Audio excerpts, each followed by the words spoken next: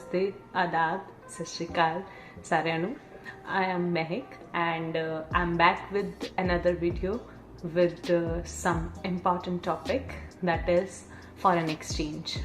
तो जब भी हम लोग इंडिया से किसी भी कंट्री के लिए जाना चाहते हैं, let's say it is for tourism or for immigration, किसी भी पर्पस के लिए we need foreign currency.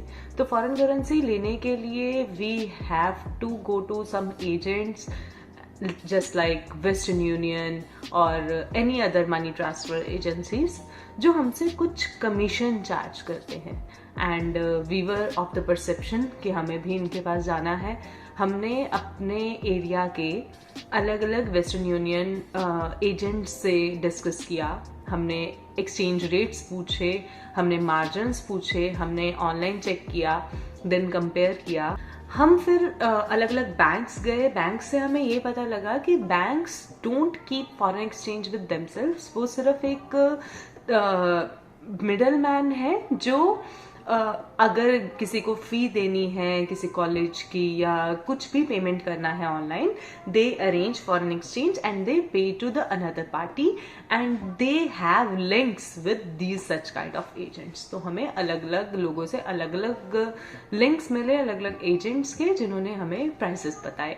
And they were charging around ₹2.5 पर डॉलर. तो अगर हम ऑनलाइन चेक कर रहे थे तो रेट 60 था, then they were charging us for around 62.50 और somewhere 63, somewhere 64 and it was a huge amount. तो हमें ये चीज़ सही नहीं लग रही थी that we have to pay that much margin. Then हमें एक बैंक से लिंक मिला that was for this VSFX, wall street foreign exchange. So wall street finance limited जो है ये एक लिमिटेड कंपनी है. It is based out of Mumbai और इनके अलग अलग जगह पे अराउंड 16 ऑफिसेज हैं ऑल ओवर इंडिया. मैं फोटो अटैच कर दूंगी आपके लिए और इनके कॉन्टेक्ट नंबर्स भी हैं उसके ऊपर. I link it out. और इनकी जो वेबसाइट है that is VSFX.in, that is Wall Street Foreign Exchange. They deal in every type of currency, whatever you say, Canadian dollar, Australian dollars, US dollars, euros, pounds, everything. So उसमें हमें इनसे rate पता चला 1.5 exceeding the rate that was showing on online. तो हमने इन लोग को कंफर्म कराया कि yes will be ready to pay and they told us कि ये रेट्स जो फ्लक्चुएट कर रहे हैं ऑल ओवर द मार्केट वो इस रीजन से हैं because there is shortage of currency. Because we came in the month of June. तो जून में कोई भी फॉरेनर जो है, एनआरआई जो है, वो इंडिया नहीं आते हैं just because of the summers and everything. तो इस वजह से फ्लो ऑफ फॉरेन एक्सचेंज कम था, इसीलिए लोग प्राइस ज़्यादा चार्ज कर रहे थे. And they claim that they charge minimum commission as compared to all of the market and we analyzed that as well. हमने अलग अलग जगह से पता कर लिया था तो हमें इतना तो पता लग गया था that their rate was genuine. तो हम लोग ने उनसे अराउंड 2000 Canadian dollars लिए. Then we were of the assumption कि अभी भी मार्केट से पता कर लेते अगर हमें कुछ अच्छा रेट मिलता है तो. Then because we came on PR तो हम लोग का जो प्रूफ ऑफ फंड्स था हमें अपने सोर्सेज से पता लगा that we have to get that proof of fund along with us. तो उसके लिए we had a lot of options. आप लोग ने भी चेक किया होगा. तो उसमें ऑप्शंस क्या क्या रहते हैं. या तो आप यहाँ पे ऑनलाइन अपना अकाउंट खुलवा के ट्रांसफ़र करा सकते हैं अपने बैंक को कह के, या आप सारा अमाउंट कैश में लेके आ सकते हैं. बट उसका ड्रॉबैक ये है that you have to declare that to the customs that we have brought more than 10,000 in hard cash. तो उसके लिए डिक्लेरेशन चाहिए होता है. सो हमें उस चीज़ में नहीं पड़ना था.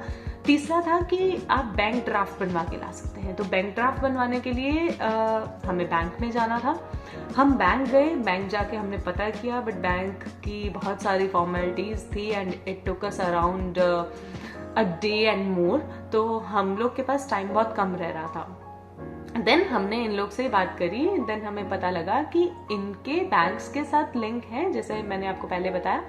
तो इन लोग के पास ऑलरेडी अवेलेबल बैंक ड्राफ्ट्स होते हैं। आप जितनी अमाउंट का बोलेंगे ये आपको बैंक ड्राफ्ट बनवा के दे देंगे and they will charge a minimum amount for that. और वो जो अमाउंट है उसका बेनिफिट हमें ये रहा कि फिर भी हमें बैंक से सस्ता पड़ रहा था वो बैंक ड्राफ्ट, बिकॉज इनका जो एक्सचेंज रेट था वो मिनिमम था। अगर ये हमें 1.5 रुपए ऊपर चार्ज कर रहे हैं फॉर हार्ड कैश, तो ये ऑलरेडी जो करेंसी ऑनलाइन दिखा रहा है वेदर इट इज 60.5 और 61, तो उस पर ये 0.20 0.30 ही बढ़ा के ड्राफ्ट का चार्ज कर रहे थे। और बैंक क्या कर रहा था, bank was charging the exceeding amount, तो वो हमें बहुत महंगा पड़ रहा था। तो हमने इनसे बैंक ड्राफ्ट बनवाया। पहले हम बैंक थक के खा के आ चुके थे एंड हम लोग का एक दिन पूरा वेस्ट हो गया था। Then we had to visit them after the bank। तो हमने इनसे डिस्कस किया कि हमारा पूरा दिन इसी चक्कर में चला गया है। देन दे सेड कि why don't you get the draft from us, we charge a nominal fee. And उन्होंने हमें सारा कैलकुलेट करके बताया। TCS भी चार्ज होता है and TCS you can claim when you pay your ITR for the coming assessment year. तो उसमें हमें सारा इन्होंने कैलकुलेट करके बताया। ये भी बताया कि आप अपना TCS कैसे बचा सकते हैं, कितनी अमाउंट आप एक अकाउंट से निकलवाएं तो आपका TCS कम पड़ेगा।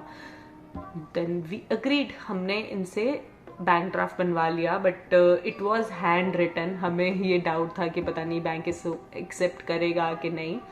But when we opened our accounts here in Canada with TD, then हमने वो ड्राफ्ट सबमिट किए and the bank accepted it and they asked us that the amount will be for 30 days lock-in period because it was international bank draft, so it takes a little more time to get the clearance for various authorities. Then we said okay, हमारा savings account में पैसा पड़ा है, we don't want to use that amount, so हमें कोई फर्क नहीं पड़ता अगर 30 दिन से वो ज़्यादा लेते भी हैं या लॉक इन पीरियड में रहता है। हमारी अमाउंट तो हमारे अकाउंट में शो हो रही है, but we are unable to use that amount. तो we agreed on that. So the point was कि हमें जो भी फॉरेन एक्सचेंज रिलेटेड सर्विसेज चाहिए थी, this agency provided us with all the solutions and their rates are genuine and their services are marvelous and they don't even require hard documents unlike banks कि आपके पास original passport उसी time होना चाहिए। ये सब आप उनको स्कैन कॉपी दो, आपको बिल्स भी मिलेंगे। अगर आप लोकल एजेंसीज के पास जाते हैं उनके पास से आपको बिल्स नहीं मिलते हैं। तो उसमें दिक्कत क्या रहती है, हमारे साथ ऐसा हुआ था कि दिल्ली एयरपोर्ट पे हमें कस्टम्स के पास जाना पड़ा due to an number of reasons. तो उन्होंने हमसे क्वेश्चन पूछा that how much cash you are carrying. We declared there that we are carrying this much cash and उन्होंने हमसे पूछा do you have bills. Then we said yes we have eligible bills and उस पर GST भी charge था। सो हमें डरने की कोई ज़रूरत नहीं थी। We had the proper authority bills जिस पे टैक्स लगा हुआ था and even on the draft we had paid TCS as well. So we shot the bill to them and they said okay you can go now. This was the topic for the day. हम अगले topic पे मिलेंगे और I hope you like the information. In case if you have any doubts, you can reach out to me in the comment section. Thank you so much.